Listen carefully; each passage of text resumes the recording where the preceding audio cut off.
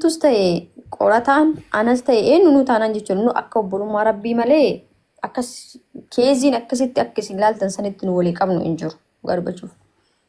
Qorataan illee hiriyaa mataa ofii qabaachuu danda'a. Nu hundinuu gara jirra beeku. Hundi keenya garuma gara jirra.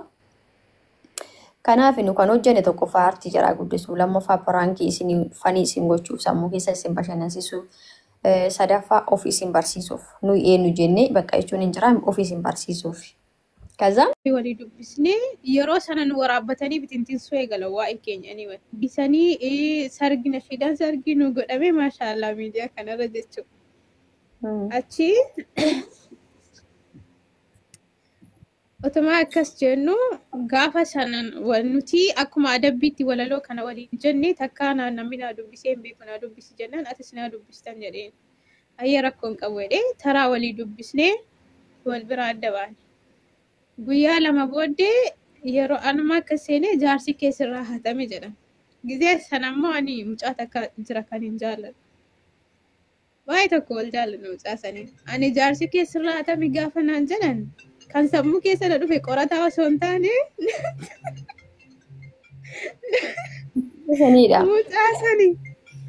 Mucaa sanii kan sammuu keessa na dhufe sii galee. Waa'ee sila eessatti baran tokkummaa silaa beektaa waa ho'isaa. Hin barbaadamta naan jedhe koomentiidha. Hin barbaadamta.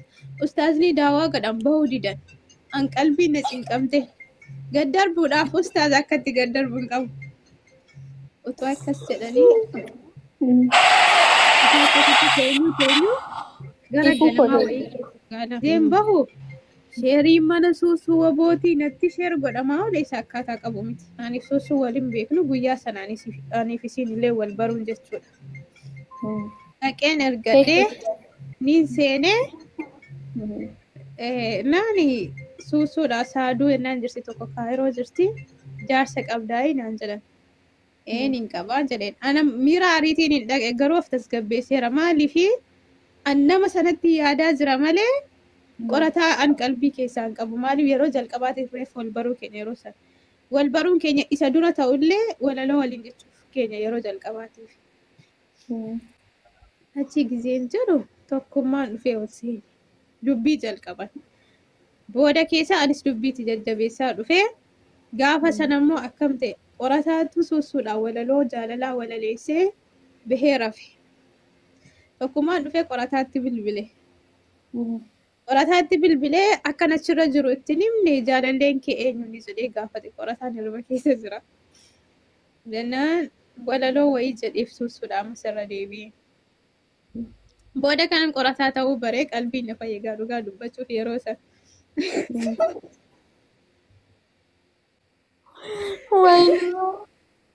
Garuu guyyaa takka taatee kana suusuutti meen beekuu bar. Amma ergiin qorataa ta'uu baree qalana suusuu waliin wal karakkaruu jammarree jechuudhaan suusuun. Wal karakkaruu jammarree utuma jennu booddee kana baay'ee akka keenyaa kana hin deemne garuu achumaan dhiisnee. Lamata deebinee hin dubbanne jechuudha. Eeganaa ani qorataan waliin dubbanne walaloo kan osoo waliin hojjennee jennee yeroo seenne walaloo maaliif dandeettiidhuma keenya gabbifachuudhaaf walaloo jaalalaa walii jedhaa turre asumarratti walaleessaa turre jechuudha. Achiin waraabbatanii gadhiisuu eegalan ni wal mari'achiisnee jechuun isaa asirratti walii dubbisan osoo hin taane nama lamaan bifa dhiiraaf dhalaatii wal jalaa qabne haala kanaan osoo waliin hojjennee ediitii goonennee wal dubbannee eegalee jechuudha wajicha. Malee wantaateen kun diraamaan kun tureera isa kanammoo gaafa guyyaa lammaffaa dhufee inni argatu. Ati hattuu jaarsa namaa naan jedhamu. Rifadhee bar gaafa sana wallaahi dhugaa dubbachuuf maaliif rifadhe? Koomintiin tarreedhumatti akkas naan jedhan. Akkamitti akkas naan jedhan ammallee naan galee beeku dubbii. Qorataan mucaan bu'aa turtee ati shamara miti minaamin naan jedhan koomintiidhaan ni beekta gaafata koomintii maashaallah namnis baay'ate. Maaltu ta'een jedheen qorataadhaan naani nan gabroome firiideemii naa kennii naan jedhe. Naan jamara yoomsi qabee beekamti firiideemiidha akka feeteedhee booddee bu'aa turtee mucayyoon takka minaamin gisee jedhu viidiyoo keenya sana arguu eegalee achumaan walaloo inni aniif inni garsiira teenyee dubbisnee sana argee osoo osoo yaada beekeetuyyuu hin galu osoo yaada kee maal jedhaa deemuu walaloo jedhu wayi. Yaadatta kan poostii godhe sana suuraa keetii fi kan isaa walitti dhee barreeffama wayii irratti barreesse. Sanii booddee ani fatiyyuu waliin dubbachuu eegalee jechuu kooti walitti erganneeti. Almuhoo ajaa'iba ture. Maashaallah. Tokkoffaa irratti dhugaa dubbachuuf hojiin keessan osoo namni isin jajjabeessee miidiyaa keessa yuutuubii osoo banattaniiti hojii kana caala cimu hojjechuu dandeessanii aartii keessan illee guddifachuu dandeessanii waan barnoota namaa ta'u hedduu hojjechuu dandeessan. Kaayyoon keenya guddaan uummataan wal isin akka dandeettii keessan kana uummata biratti akka beekamtee argatudha kaayyoon guddaan.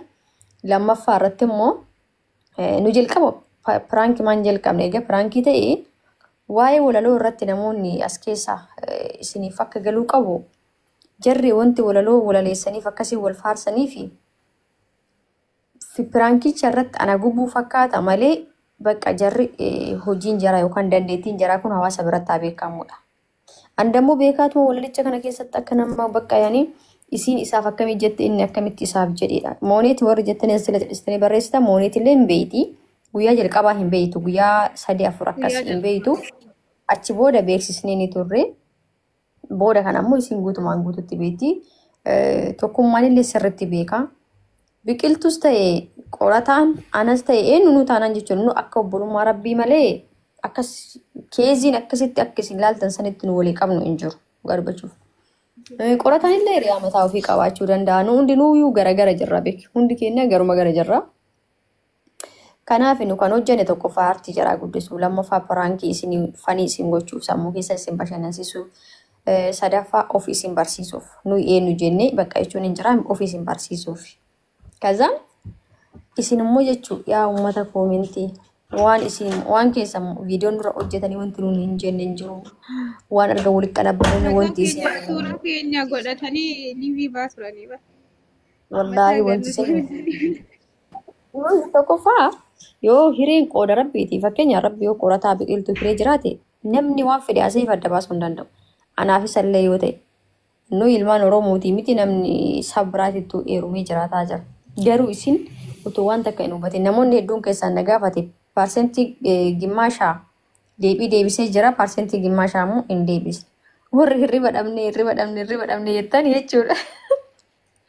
Nu isin bashannansiisuun malee dhimmummaan takka waan kana keessatti dhimmi takka wanti takka hin qabnu beekaa qofa. Kanaaf biqiltuullee taatu achi as wal dubbisnee keessaan haasa'uu eegallee walumatti maatiin kan dhufnu waan dubbachuu qabu tokko jedha. Anis biqiltuun isin asirra waldhabbii qabdan jettani waldhabbii takka hin qabnu keessaa lubbuu jirtaadhaati wali salaama walii karaa sagalee walii kaa'aatiin kan dhufnu nu asirra. Lammaffaa irratti qorataa aniif qorataan dhugaa dubbachuuf assalaamu alaikum jennee sagalee kan walii qabne dhimmicha kanarratti. Nagara biikan wal gaafanne sagalee keenya kan wal dhageenye TikTok irraa malee gara keessaatiin dhimmicha kanarratti. Maammeen illee hedduudhaan dhufee dhiyeenya kana kan seene. Nu beekaa namoota akkanatti bakka jechuun hin jiraame. Fiilmii yoo hojjetan fakkeenyaaf yuutuubii yoo ta'u banannee waan gaggaarii hojjechuu dandeenya waa isin bohaarsu. Isin galaami.